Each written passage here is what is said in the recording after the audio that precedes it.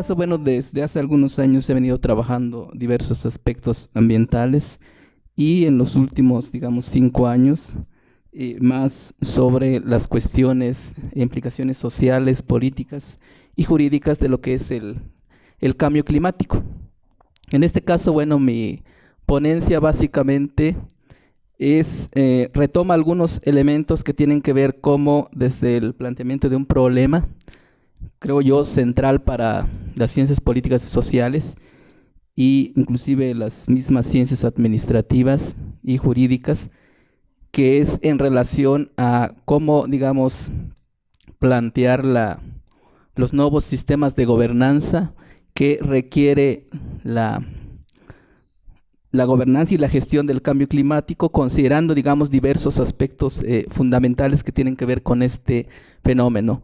Entonces, en principio, bueno, ese es el ámbito central de lo que tiene que ver con esta charla. Entonces, como les comentaba, esta presentación básicamente hace una breve revisión de las principales características que tienen que ver con el cambio climático. En este caso, por ejemplo, pongo el énfasis en aspectos fundamentales que nos hablan acerca de la complejidad de esta cuestión ambiental. Entonces, pongo, digamos, en discusión esos aspectos centrales que son, por ejemplo, como los diversos grados de incertidumbre que introduce la cuestión del cambio climático. Además de su vinculación en términos, digamos, biofísicos y químicos con otras problemáticas ambientales, inclusive de carácter global. También en este intento de conceptualización abordamos otros elementos centrales de lo que es la gobernanza, digamos, como uno de los enfoques, digamos, más importantes en las ciencias sociales y en las ciencias políticas, pero que tienen que ver también con sus aportaciones y también con los obstáculos que representa su puesta en práctica, digamos. Entonces, introducimos esa cuestión de la problemática del cambio climático, considerando, digamos, esos aspectos de complejidad. Y después de esta revisión, digamos, de algunos de los enfoques de la gobernanza, se establecen algunas reflexiones finales. Entonces, digamos, en primer lugar, bueno, vamos a abordar brevemente algunos elementos que tienen que ver con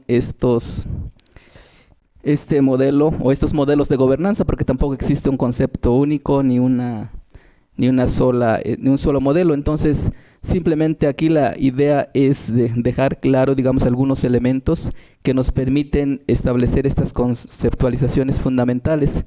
Por ejemplo, en una de las características centrales que quizá más aceptadas es la cuestión del carácter cooperativo que tiene la gobernanza, ¿no? Y cómo implica, digamos, una nueva relación entre los diferentes actores políticos. En este caso, bueno, tenemos que ubicar como actores centrales el Estado y la sociedad civil, desde las diferentes perspectivas. Entonces, en este caso, se introduce la noción de nuevas formas de cooperación y de relación y de interacción entre estos actores fundamentales, el Estado y la sociedad civil, fundamentalmente en el proceso de las políticas públicas en general. Y en este caso, bueno, con relación a las políticas ambientales y sobre el cambio climático en sus diversas manifestaciones.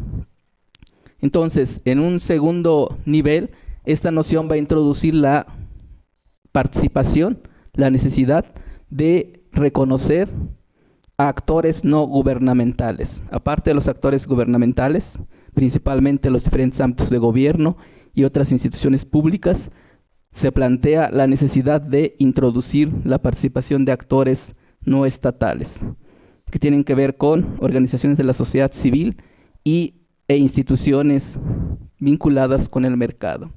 Entonces, se plantea nuevos mecanismos de interacción y de colaboración. Entre estos, bueno, se concibe esta actuación o esta interacción por medio de redes, que como sabemos su naturaleza pues es prácticamente en una relación, digamos, horizontal más que vertical. Entonces este planteamiento intenta rebasar la formulación de relaciones jerárquicas, que es como se concebía, digamos, el gobierno o la gobernanza tradicional, en contravención a estas nuevas, o no tan nuevas nociones, pero que sin embargo siguen, digamos, todavía en desarrollo.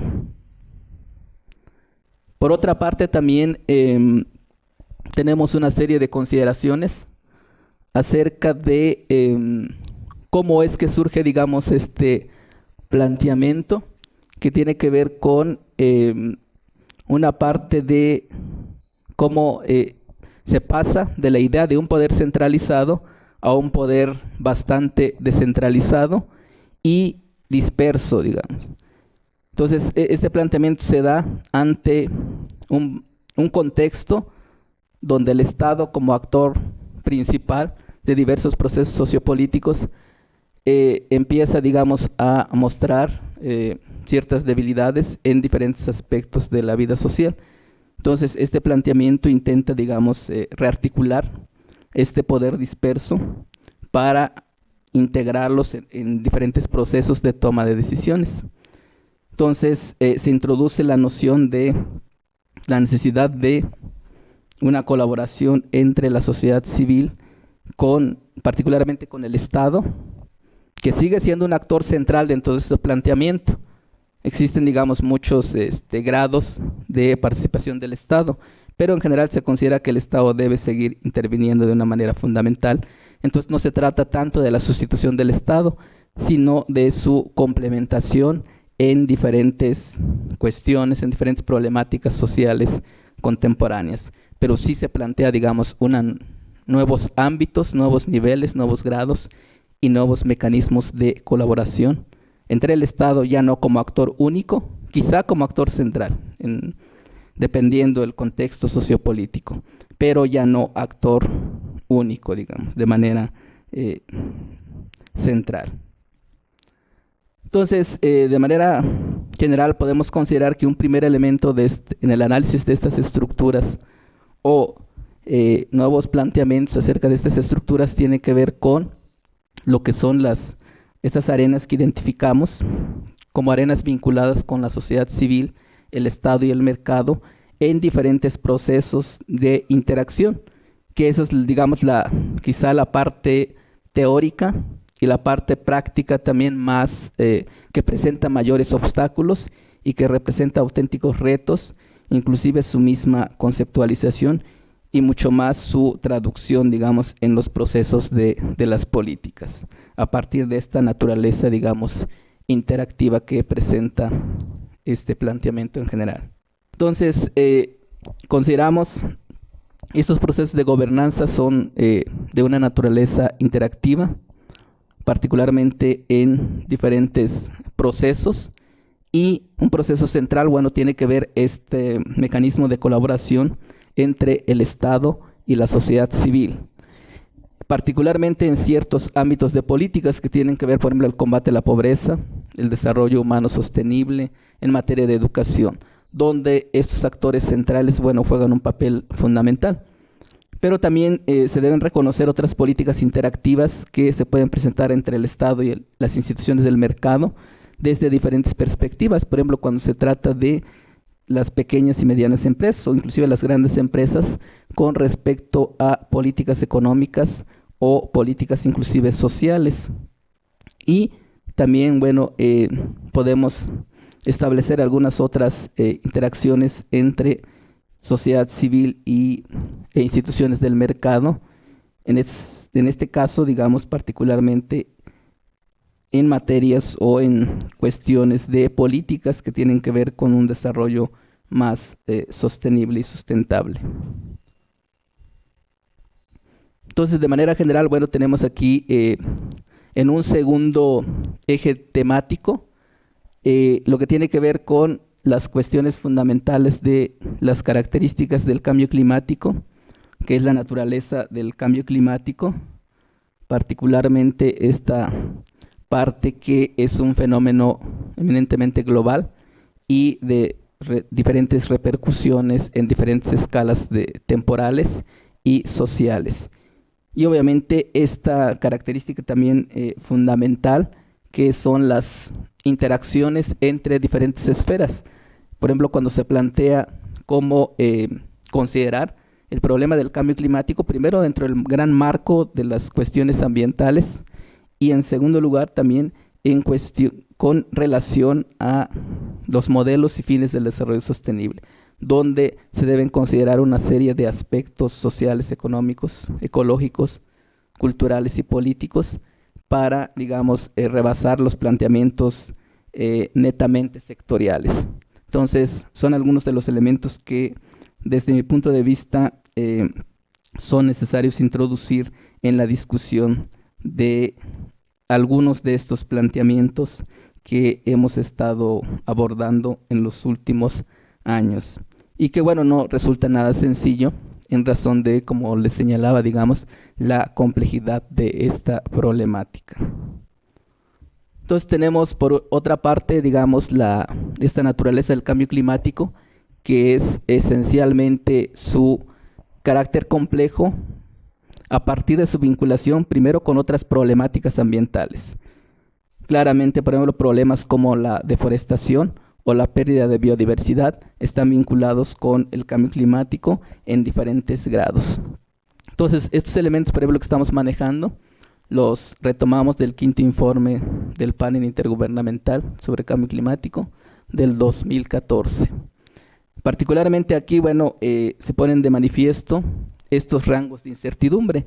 Entonces, el problema es cómo planear y cómo implementar, cómo conceptualizar políticas a partir de esta naturaleza, a partir de estos amplios rangos de incertidumbre. Entonces tenemos, digamos, una serie de cuestiones que se vinculan con procesos complejos, donde abarca, obviamente, sistemas físicos, biológicos y humanos. Y entre estos sistemas, bueno, se presentan una serie de interacciones. Y eso, digamos, se constituye en un componente esencial para, digamos, esta complejidad.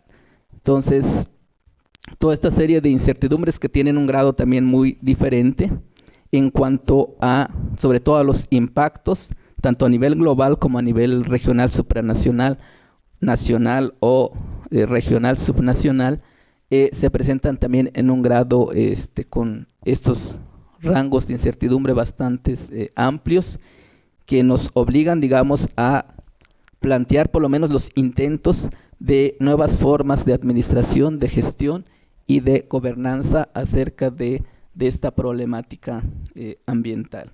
Entonces son algunos de los elementos, digamos, que están presentes. Por otra parte, bueno, también en este informe, por ejemplo, se reconoce estas limitaciones para por ejemplo, para las políticas de adaptación. Y uno de los elementos, digamos, que aparte de los diversas características que se presentan en el reconocimiento de estos factores de carácter social, tenemos, por ejemplo, el reconocimiento de una integración o coordinación bastante limitada en cuanto a la gobernanza. Primero, por ejemplo, si lo consideramos tan solo a nivel global, tenemos una serie de sistemas, desde los sistemas jurídicos y obviamente también los sistemas políticos, donde prevalece totalmente un enfoque sectorial. Entonces tenemos, por ejemplo, acuerdos, tratados internacionales o declaraciones internacionales en diferentes materias. Aquellas que son estrictamente con relación al cambio climático, como el Acuerdo de París, por ejemplo, por referir el último instrumento internacional, pero se encuentran otros que tienen que ver en materia ambiental, tratados, por ejemplo, sobre biodiversidad, sobre desertificación. Entonces, tenemos de entrada una fragmentación institucional, si consideramos que un punto de partida, digamos, por lo menos para las instituciones formales, es la parte normativa. Entonces, de entrada, aquí tenemos un problema para la integración de una gobernanza, por ejemplo, global. De ahí, si nos vamos, digamos, a los sistemas nacionales, presentan los mismos problemas. A pesar de que a nivel nacional, bueno, obviamente hay un mayor nivel de integración, porque en mayor o menor medida los estados nacionales siguen desempeñando un proceso central, por lo menos en ciertas áreas, para la articulación de estos nuevos sistemas de gobernanza que pretenden aproximarse a estos sistemas. Entonces, pero de entrada sí hay un problema de falta de integración y de coordinación. Y bueno, de ahí también tenemos el elemento que tiene que ver con estas incertidumbres que ya hemos comentado y que también básicamente tiene que ver con el grado de impacto y las modalidades específicas de estos impactos, digamos, para que las medidas de adaptación puedan precisarse e incrementarse en todos los niveles geográficos. Y también un problema fundamental que introduce, que tiene que ver con la gobernanza desde mi perspectiva, es, por ejemplo, este aspecto de las diferentes percepciones de los riesgos asociados, en este caso, al cambio climático. Por ejemplo, es diferente la percepción de expertos que la percepción, digamos, social o la percepción regional del mismo problema de cambio climático y de los problemas asociados con las medidas de adaptación y de mitigación. Entonces hay una serie de percepciones que ese es un problema central para los sistemas de gobernanza. ¿Cómo aproximamos, por ejemplo, o cómo encontramos o dónde encontramos los puntos de colaboración y de eficacia entre la opinión experta y la opinión de la ciudadanía? Primero.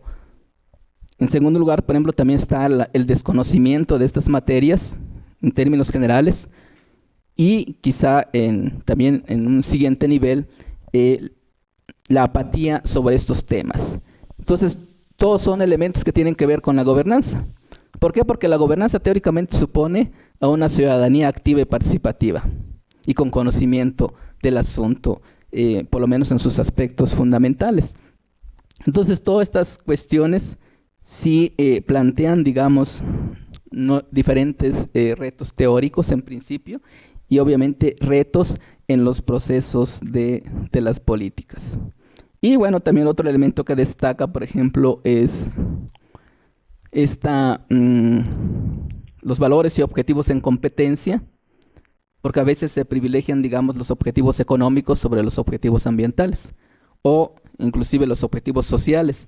Entonces, aquí, por ejemplo, tenemos la necesidad de introducir una perspectiva de sostenibilidad o por lo menos de grados de sostenibilidad para aproximarnos, digamos, a la integración de estos objetivos que no deben estar estrictamente en competencia, sino que se deben priorizar en función de estos valores y de fines, obviamente, primero de desarrollo social, dependiendo de los contextos, de valores también de conservación ecológica y otros objetivos ambientales y también los objetivos de desarrollo económico. Entonces, todos estos son elementos, digamos, que introducen en la discusión y que ponen, digamos, así como cuestiones centrales que tienen que ver con la necesidad, por lo menos, de ampliar, digamos, estas investigaciones sobre estos aspectos que creo yo pueden resultar fundamentales.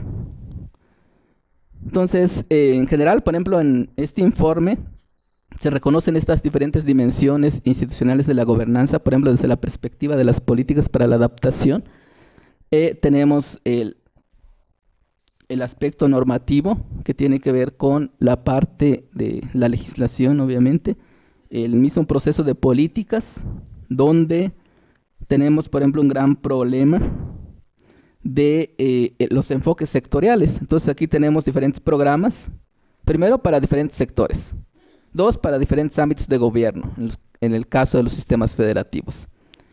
Entonces esto también introduce limitaciones para políticas eficaces, porque el enfoque sectorial en muchas ocasiones resulta contradictorio y conlleva una duplicidad en el gasto, en el uso de recursos financieros y demás tipos de recursos que se utilizan en las políticas sobre cambio climático y las políticas ambientales en general y las políticas de desarrollo sostenible de manera más amplia. Entonces también introduce la necesidad de nuevos sistemas de ordenamiento territorial y de usos de suelo, particularmente en el caso de los centros urbanos. son también algunas de las dimensiones institucionales que se pueden encontrar, digamos, a partir de lo que nos dice y plantea, por ejemplo, brevemente este informe. Entonces, por ejemplo, también subraya estos procesos de interacciones entre las diversas dimensiones de esta problemática. Tan solo, por ejemplo, tiene que ver con la misma gestión del riesgo, la gestión de ecosistemas y la gestión del agua. Y por otra parte, estas políticas de combate a la pobreza, políticas de educación y desarrollo sostenible, sin que haya, digamos, hasta el momento, eficaces problemas de integración, ¿no? Entonces, y por la otra, pues tenemos que ver con estos asuntos de los sistemas energéticos y los sistemas urbanos.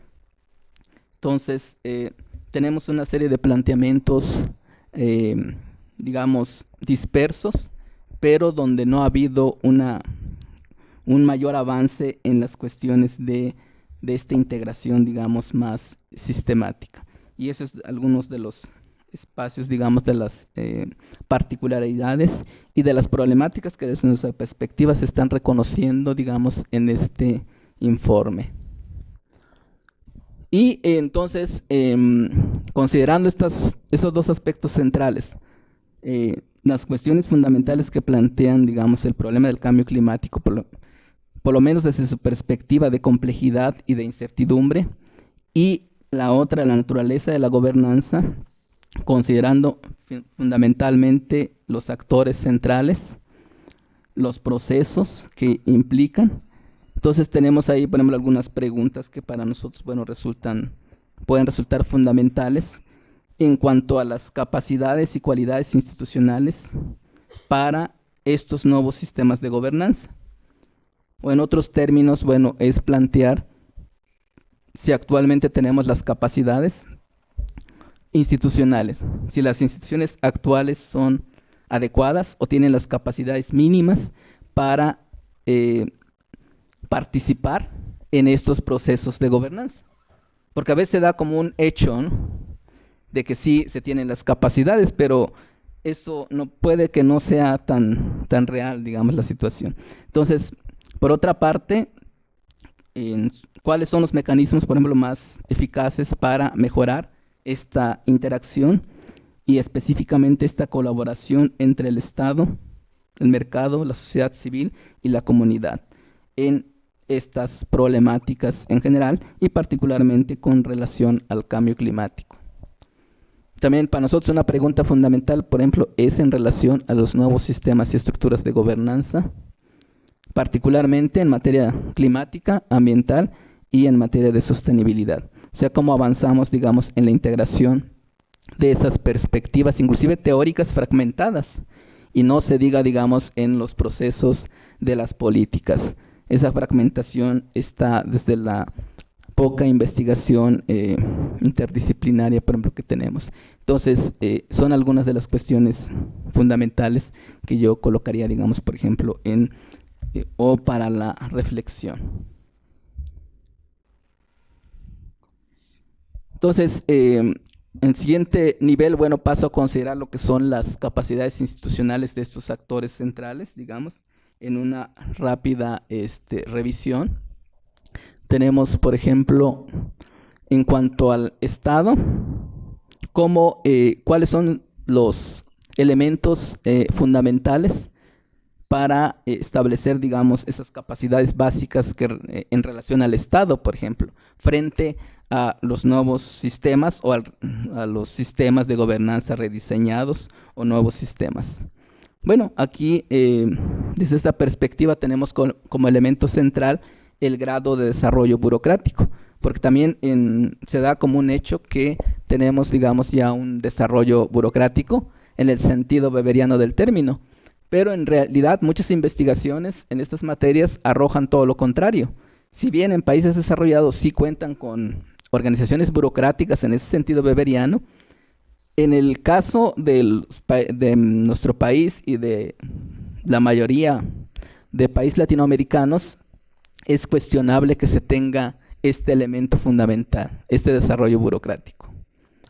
inclusive también en cuanto a la aplicación de la ley, la capacidad del Estado para aplicar la ley e imponer el orden público, desde esta misma perspectiva. Y en cuanto a la sociedad civil, también se debe considerar el grado de autonomía de la sociedad civil con respecto a los mismos poderes públicos y diversos poderes fácticos, las capacidades deliberativas y la calidad de la misma participación, tanto en la vertiente social, comunitaria o política.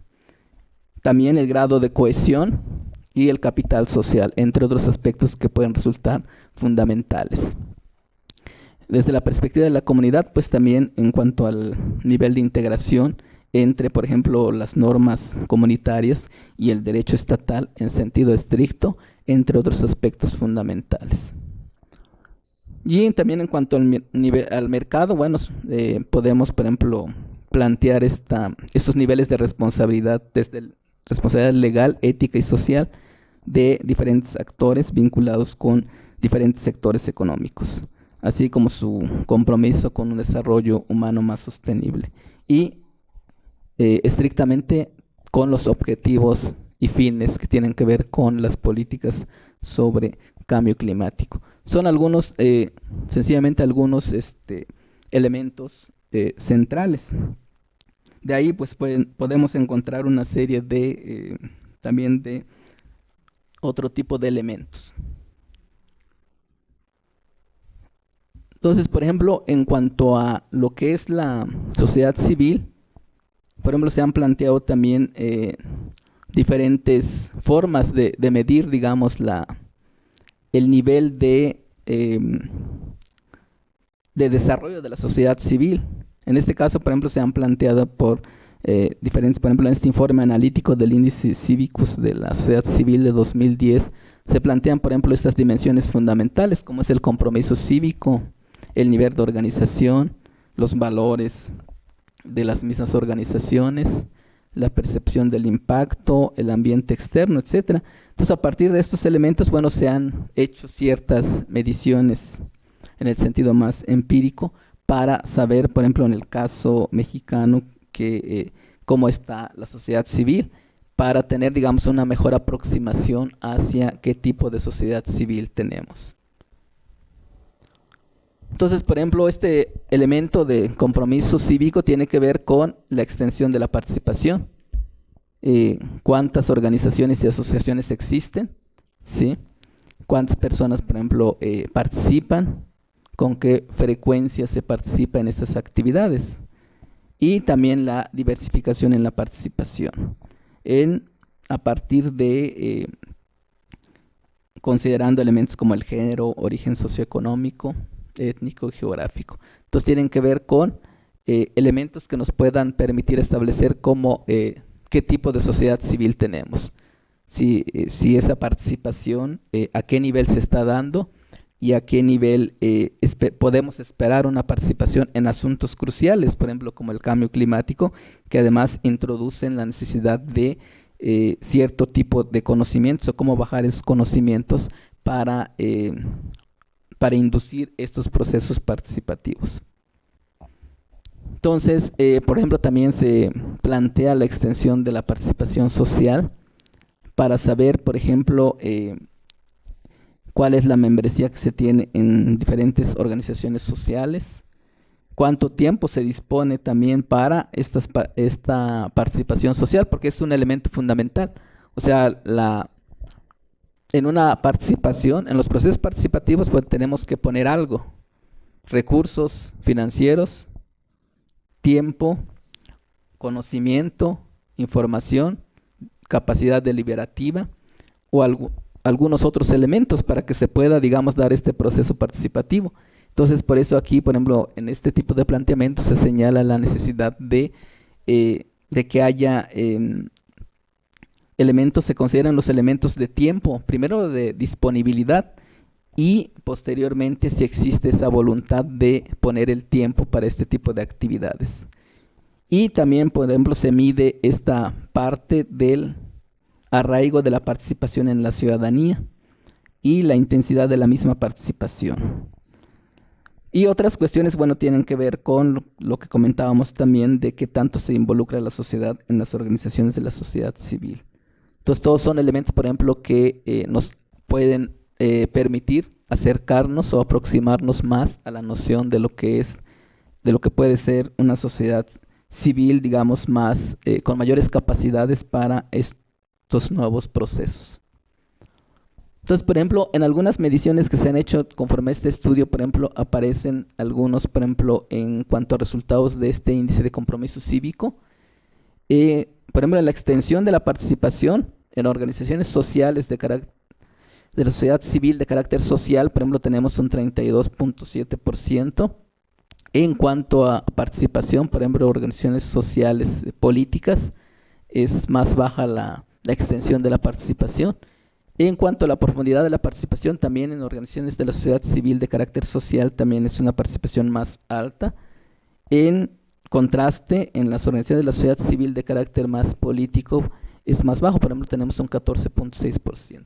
En cuanto a la diversidad de la participación, en el primer caso de organizaciones de la sociedad civil tenemos un 86.9% y en el caso de organizaciones políticas 80.7%, que son los números más altos, por ejemplo, que se presentan en este tipo de estudios, teniendo, por ejemplo, un desempeño global de 44.7%, considerando, digamos, algunos de estos elementos, lo que nos da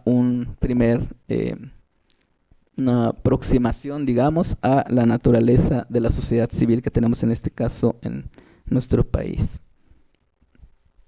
Entonces, aquí se presenta, por ejemplo, en cuanto a la extensión de la participación política en organizaciones.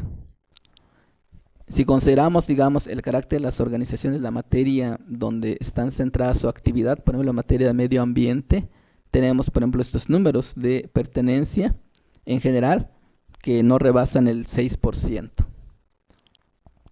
Y entonces hay una participación mínima en asuntos de medio ambiente, inclusive en asuntos que tienen que ver con cuestiones humanitarias también, pues la participación es muy baja.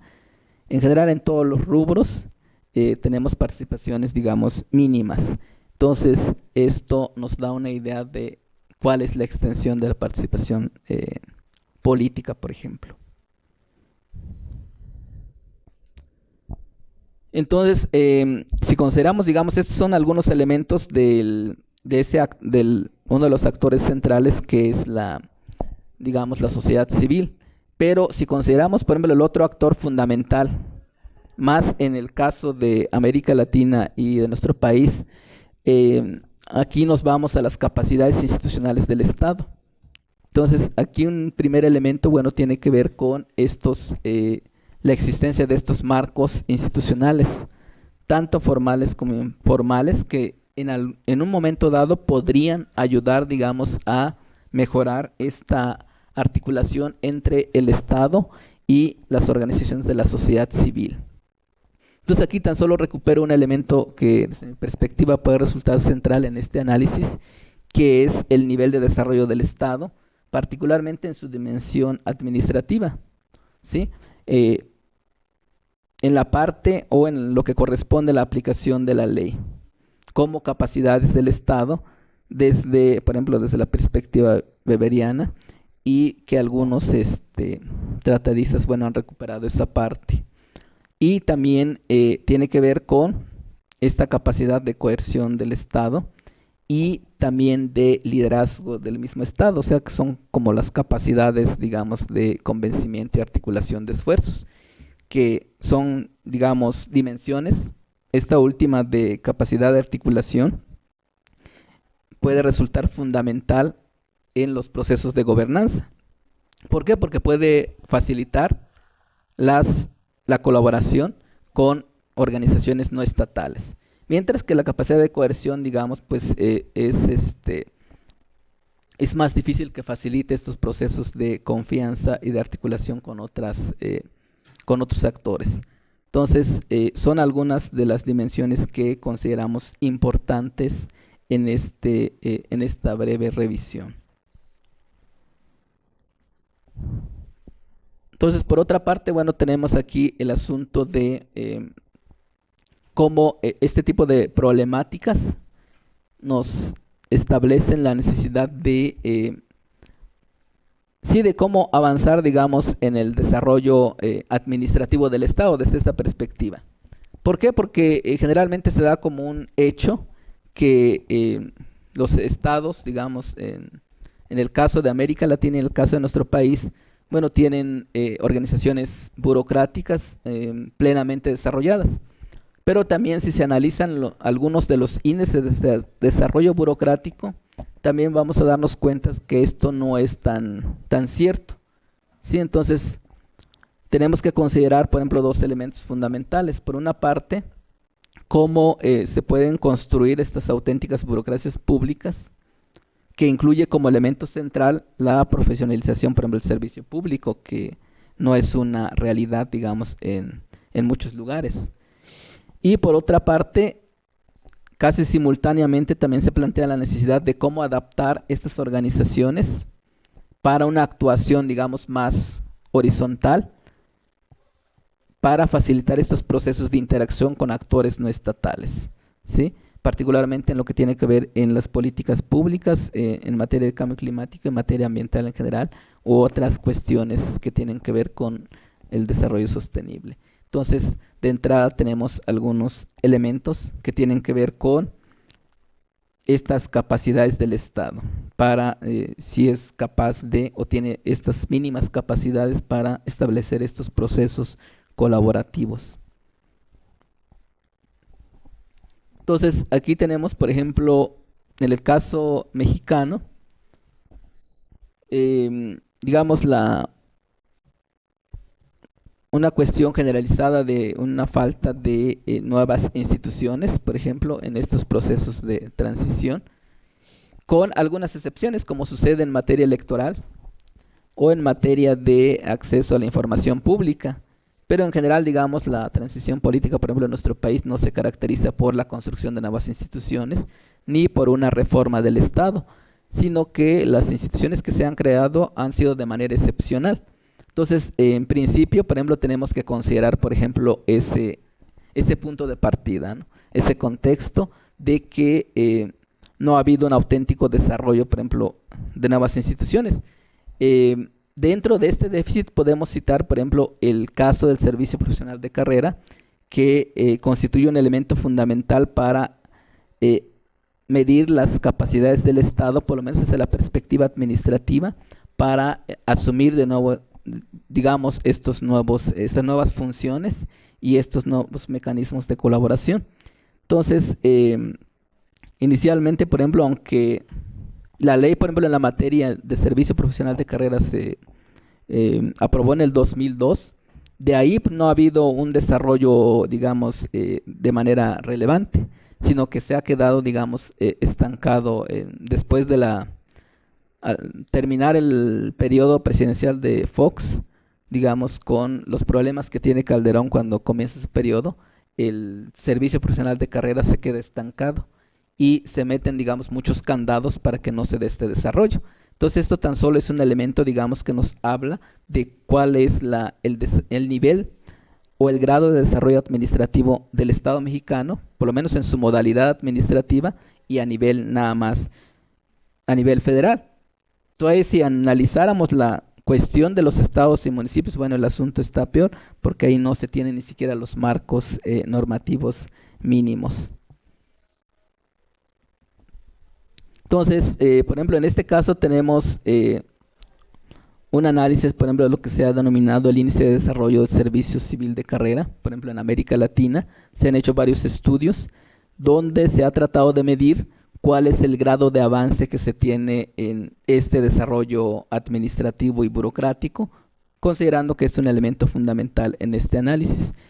Entonces, por ejemplo, se han considerado algunas variables como la eficiencia, el mérito, la consistencia estructural y la capacidad funcional y la capacidad de integración de los sistemas públicos de carrera, por ejemplo.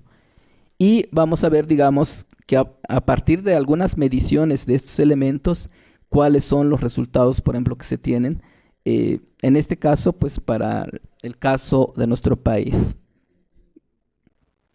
Entonces, por ejemplo, aquí tenemos en este estudio de Strasa de 2014, por ejemplo, cuando arranca, digamos, el servicio público, se tiene un puntaje, por ejemplo, de 35, ¿no?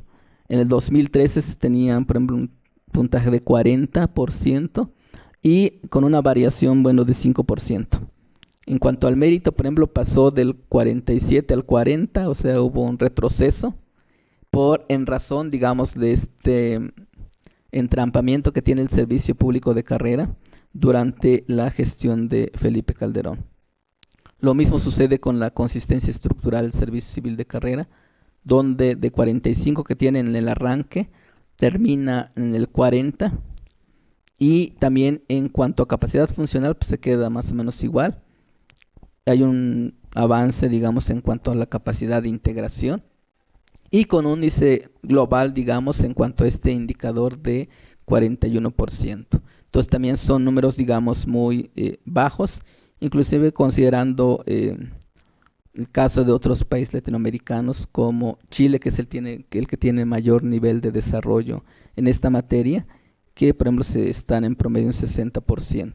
Entonces nosotros tenemos, digamos, de los promedios más bajos, inclusive en la región. Entonces esto nos habla de una capacidad, o cuál es por lo menos la disposición administrativa del Estado para la implementación de estos nuevos procesos de gobernanza. Entonces, a partir, digamos, de estos elementos tenemos algunas reflexiones, digamos, finales sobre lo que implica, digamos, una nueva conceptualización, por lo menos para introducir estos elementos de análisis, que en un enfoque multinivel, digamos, tendríamos que considerar primero, en el caso de los sistemas federativos, los diversos ámbitos de gobierno. Sí, o sea, cuál es el nivel de responsabilidad, pero sobre todo cuáles son las capacidades, considerando algunos de estos elementos, de los gobiernos, por ejemplo, locales, que pueden ser centrales, por ejemplo, en las políticas de adaptación del cambio climático. También tiene que ver con la construcción de nuevos mecanismos de coordinación y colaboración entre diferentes órdenes de gobierno, a partir, por ejemplo, de nuevos sistemas de competencia, porque tenemos sistemas rígidos. Por ejemplo, aquí el sistema federativo mexicano es bastante todavía jerarquizado, en principio, pero también en general en estos sistemas políticos tenemos sistemas rígidos que establecen, digamos, una asignación de competencias sin considerar, digamos, estas capacidades mínimas de los diferentes ámbitos de gobierno. Entonces también desde mi perspectiva sí implica repensar esas fórmulas y sistemas de asignación de atribuciones, facultades, responsabilidades entre diferentes ámbitos de gobierno, considerando los mismos gobiernos locales y los gobiernos subnacionales, a partir, bueno, de considerar las capacidades mínimas que se requieren, digamos, para la construcción y la puesta en marcha de estos nuevos sistemas de gobernanza. Entonces también es necesario considerar algo de naturaleza también policéntrica, sobre todo si tomamos en cuenta que, por ejemplo, la cuestión del cambio climático, bueno, tiene una dimensión ambiental y también regional desde diferentes perspectivas. Entonces también se plantea una necesidad de articulación de estos actores gubernamentales y no gubernamentales, tanto a nivel global, entonces en una especie de colaboración en red, como ya existen algunos, digamos, esfuerzos en materia sobre todo de gobiernos locales urbanos. Pero se necesita ampliar, digamos, este tipo de mecanismos que puedan, digamos, actuar más allá inclusive de las mismas estados nacionales, y que permitan también la integración de esta materia de cambio climático en sentido estricto con la materia ambiental y en un sentido más amplio con todo lo que es el desarrollo sostenible. Y también, bueno, es necesario considerar estos elementos de capacidad de adaptación y flexibilidad, considerando, digamos, estos aspectos de un desarrollo humano más sostenible, y la necesidad, digamos, de acelerar la transición hacia la sostenibilidad. Pero ahí, bueno, se tienen que considerar estas políticas en materia de mitigación, adaptación y de gestión de riesgos asociados con el cambio climático y con otras materias ambientales y fuera de lo ambiental estrictamente. Entonces, son algunos de los elementos que ponemos, digamos, en esta parte. Y entonces, estamos desde esta perspectiva en la revisión de estas capacidades de esos actores en los procesos de gobernanza. Por ejemplo, desde el Estado, en el caso específicamente de México y en sentido amplio de América Latina, tenemos una asignatura pendiente en cuanto a la construcción de estas burocracias públicas, y repito, en el sentido weberiano del término, porque se ha degenerado el uso de ese concepto.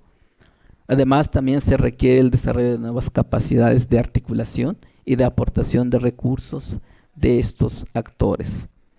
Y, por ejemplo, desde la perspectiva de la sociedad civil, bueno, el desarrollo de nuevas iniciativas y también de nuevas agendas a partir de ampliar, digamos, estas capacidades de participación de estas mismas organizaciones de la sociedad civil, sobre todo en aspectos fundamentales como es la organización y la deliberación interna y los procesos de una auténtica democracia social, porque también existen aspectos de participación corporativa, ¿no? Que eso tampoco es suficiente ni es lo más deseable para asumir, digamos, estas nuevas perspectivas de participación en asuntos tan cruciales como el cambio climático y en materia ambiental y de desarrollo sostenible en general.